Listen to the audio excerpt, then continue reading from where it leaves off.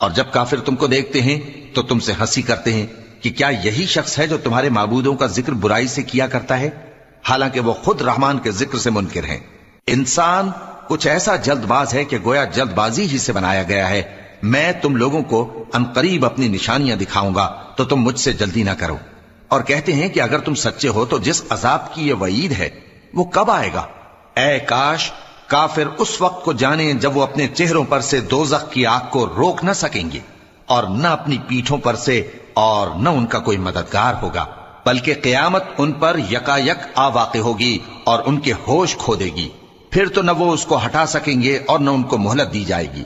اور تم سے پہلے بھی پیغمبروں کا مذاق اڑایا جاتا رہا ہے، تو جو لوگ ان میں سے تمسخر کیا کرتے تھے ان کو اسی عذاب نے جس کی ہنسی اڑاتے تھے آ گھیرا۔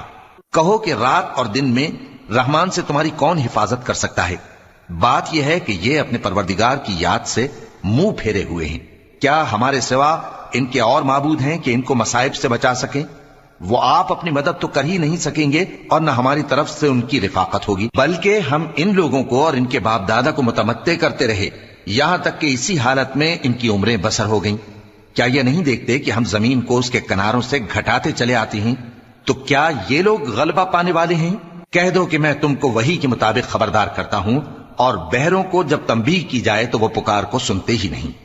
اور اگر ان کو تمہارے پروردگار کا تھوڑا سا عذاب بھی پہنچے تو کہنے لگیں کہ ہائے کم بختی، ہم بے شک گناہگار تھے۔ اور ہم قیامت کے دن انصاف کی ترازو کھڑی کریں گے تو کسی شخص کی ذرا بھی حق تلفی نہ کی جائے گی، اور اگر رائی کے دانے کے برابر بھی کسی کا عمل ہوگا تو ہم اس کو لا موجود کریں گے، اور ہم حساب کرنے کو کافی ہیں۔